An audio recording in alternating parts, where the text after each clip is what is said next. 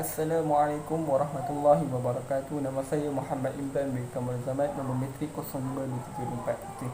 InsyaAllah saya akan terangkan bahagian saya, iaitu bahagian ulasan uh, mengenai Majlis Agama Islam Negeri Johor, ataupun singkatan dia MAIJ. Okey. Untuk organisasi MAIJ ni, apa yang saya ingin ulaskan, ada 6 isi yang akan saya ulaskan. Okey.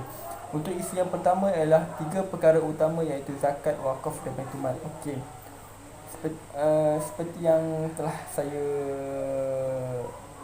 lihat, organisasi ini, uh, fungsi dia adalah zakat, wakaf dan baitul mal. Tiga ni adalah perkara yang sangat diorang utamakan sebagai tujuan objektif organisasi ini. Okey. Untuk isi yang kedua ialah fungsi awal MAIJ bukannya zakat, wakaf dan baitul mal. Okey. Untuk yang ni, zakat dan wakaf dan baitul mal ni bukan fungsi utama, bukan fungsi awalnya.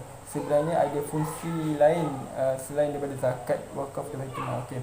Saya akan beritahu antara fungsi awal dia adalah mengurus hal ehwal agama, memberi khidmat nasihat mengenai adat istiadat raja, memberi pendidikan kepada kerabat diraja dan menguruskan kebajikan masyarakat. Itu adalah fungsi awal sebelum ia ditukarkan kepada tiga perkara utama ini, iaitu wakaf, zakat dan baitul mal.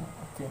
Itu isi yang seterusnya adalah fungsi awal ini ditukarkan kepada tiga perkara itu disebabkan kerana pada tahun 1936 pelantikan ahli majlis dikuatkan kuasa melalui warta kerajaan.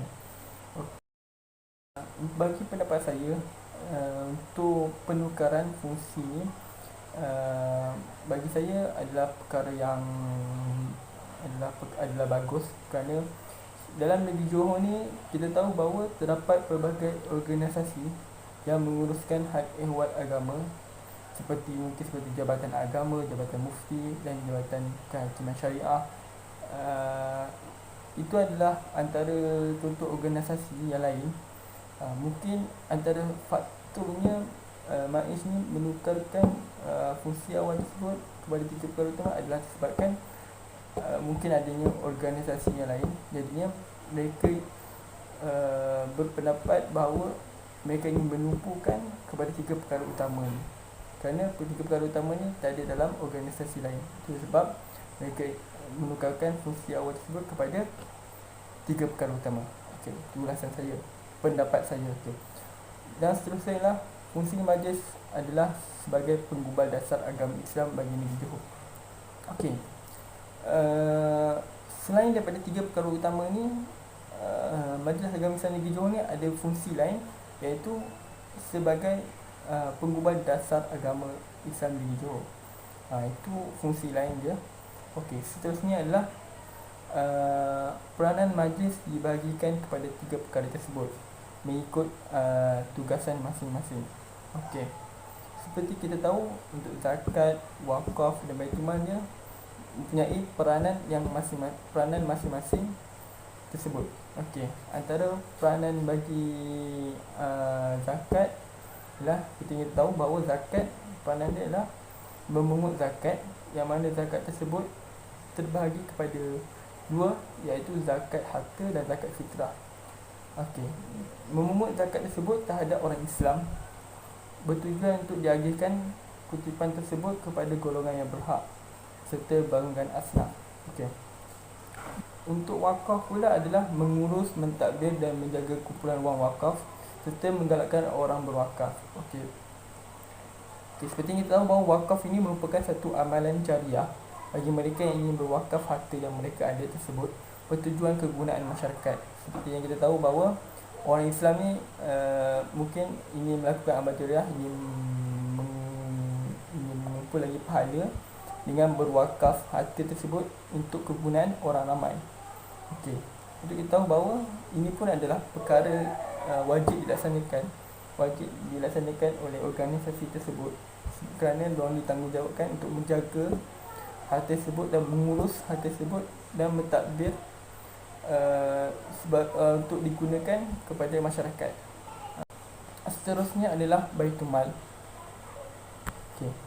Peranan Baitul Mal ini adalah institusi kewangan yang mana kewangan tersebut dapat daripada orang Islam yang mati tidak mempunyai waris, yang menyebabkan harta diberikan kepada Baitul Mal, dan daripada harta tersebut dikenalpasti, direkod serta diberikan kepada orang yang memerlukan. Okay, seperti yang kita tahu, Baitul Mal pun sama juga, adalah melibatkan untuk mengurus harta, dan harta tersebut diberikan kepada orang yang memerlukan juga. Okey, itu peranan-peranan bagi zakat, wakaf dan Baitul Mal. Okey, untuk isi yang seterusnya, yang terakhir adalah kepentingan tubuhnya organisasi. Okey. Seperti yang kita tahu bahawa setiap organisasi tersebut ditubuhkan mesti mempunyai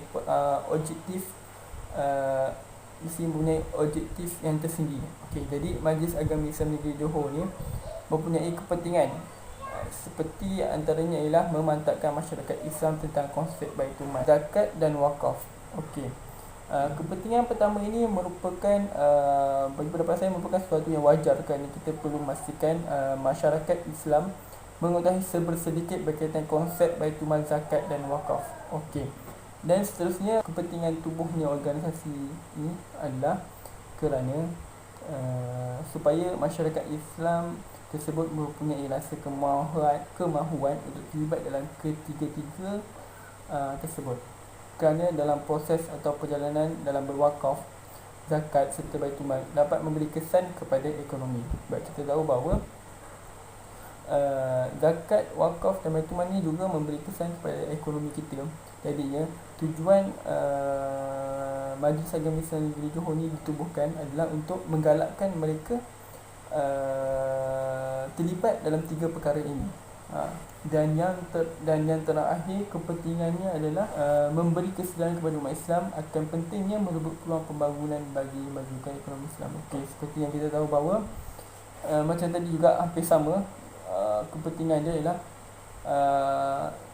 yang mana organisasi ini memastikan masyarakat Islam ini sedar akan kelebihan dalam terlibat ketiga-tiga perkara tersebut, dalam memastikan ekonomi kita bangun serta maju dalam membantas kemiskinan rakyat yang terdapat di negara kita.